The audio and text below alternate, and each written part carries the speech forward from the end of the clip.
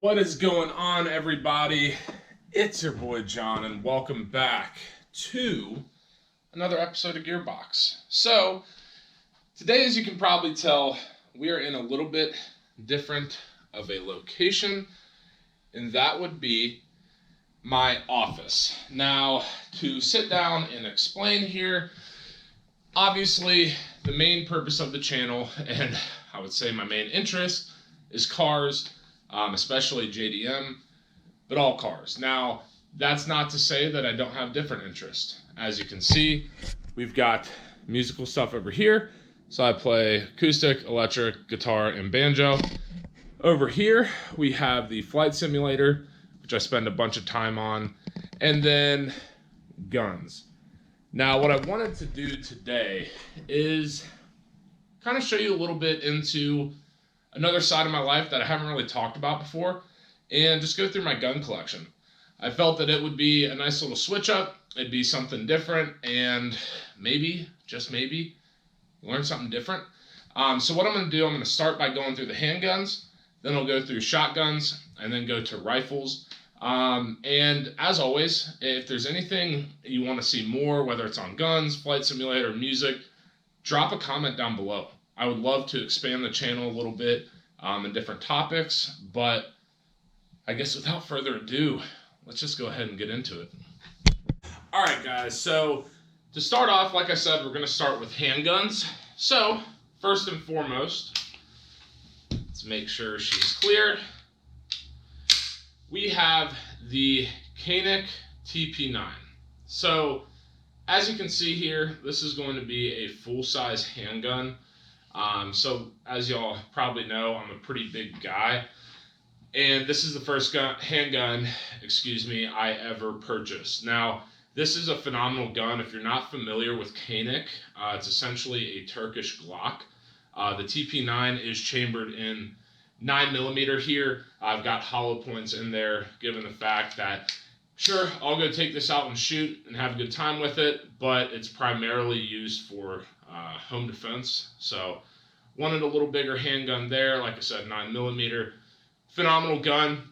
Good bang for your buck. I think I maybe paid like $400 for it. Really, really nice gun though. If you're in the market and don't want to spend a whole bunch of money, I would definitely suggest the Koenig TP9. Phenomenal. Moving on to my second handgun, we have the Glock 30 SF. Now, as you might be able to tell, this gun and this gun have a little bit of a size discrepancy there. That is given the fact that this is primarily a concealed carry gun, chambered in 45 ACP. So the SF in Glock 30 SF stands for short frame. So I don't know if you can see, but my pinky kind of hangs off there. Once again, chambered in 45 ACP, and I do, as a matter of fact, have my concealed carry. And in the state of South Carolina, if you have your concealed carry as of August 15th of this year, you can actually open carry. So I open carry this gun every day at work, every day in general. It's a gun that I haven't shot yet, I hate to admit, but really, when it comes to Glocks, they're all the same. They're not the prettiest thing in the world, but they get the job done, and love carrying it. It's a little bit heavier, but not too bad nonetheless. All right, now we're getting into some bigger stuff here, and we have the Remington 870 12-gauge shotgun. Now, if you are at all familiar with shotguns or 12 gauges or guns in general, you're probably going to be pretty familiar with this gun or guns like it. So as you can see, we have a pump action shotgun. Shoot one, pump it, put one back in, shoot a second one, etc. Very, very simple platform to use. Very, very cost-effective way to get into guns. Matter of fact, this was the first gun that was ever gifted to me, the first gun I ever owned, and I hold it very near and dear to my heart. Typically, I would go out and shoot clays with it or mess around on a farm or something. But right now, it's kind of around my house as a self-defense weapon. Like I said, 12 gauge, pretty self-explanatory there as far as pump shotguns go. Now, to the next shotgun. We have the Stoeger M3000. You can see a little bit darker wood here, and the fact that it is semi-automatic. So I believe this was the second or third gun I ever bought. Once again, this is a 12 gauge shotgun. Difference being is usage. So yeah, I'll take this out and go shoot clays, having the quick follow-up shots and that sort of stuff with it being semi-auto. But it was primarily designed for duck hunting and turkey hunting, and coming in around 800 bucks. It's really, really good bang for your buck when it comes to getting into hunting with a shotgun. I have put so many rounds through the shotgun and have never had an issue with it. Absolutely love it. And I think it's just a nice, classy looking gun. Definitely would recommend. And Stoeger is basically the baby company of Benelli, which are nicer shotguns than Stoeger. Anyway, on to the next shotgun. We have a Browning Satori. Now, this is obviously a little bit different than the 870 or the M3000, given the fact that it is a break action over-under 12 gauge shotgun. Now, something interesting about this gun, this is probably the most valuable gun I have, and I actually got it for a phenomenal price. Long story short, it's kind of sad, but one of the owners of the company I work for, his buddy died in a car accident, and his wife wanted to get rid of his guns, had the owner of my company sell them for her, and I got this for 400 bucks, which my dad bought one of these a couple months prior, and he paid like 1,400 for it. So very, very nice gun. I've yet to shoot it, although I will be shooting it this coming week, I guess, going out and shooting clays. And that's really all I'll ever use it for, I would think. Maybe hunting here and there, but just a nice, simple over-under shotgun. Go shoot some clays with it. And, I mean, once again, a beautiful gun. I don't know if you can see the engraving in it, but really, really fun, really cool gun. And I'll never sell it because I got way too good of a deal on it. Now, we're going to go into what probably most would classify as the fun stuff, and we're going to talk about rifles. So, this right here is a Winchester 270. So, as you can see, bolt action rifle here. Basically how this works, there is an internal magazine. I don't know if you can see it or not, but you put I want to say like maybe 4 rounds in there. Obviously, push the bolt forward, boom, got a nice scope on it. This is really a deer hunting gun, basically. 270 is a very popular round for deer hunting. I've never been deer hunting, but it's something that I definitely want to do, and obviously we'll have the ability to do it with this gun, given the scope, the round, and everything. And on top of it, I don't know how well you can see the leather strap here, but just pretty cool. Nice little piece. I got used. Guy was selling it from back home and got it for maybe 300 bucks. And I'm like, well, bolt action rifles are cool. So here we are. Like I said, a 270, chambered and 270 Win. I will say this gun will kick the shit out of you. Especially if you're not used to shooting guns or familiar with guns.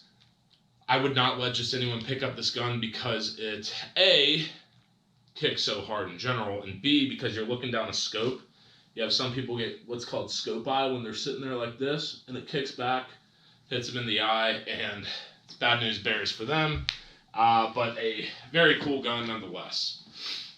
Now, trigger warning, both figuratively and literally. We are getting into a portion of the video that's probably going to piss some people off, but don't be scared. I don't really give a shit. So, without further ado, let's talk about the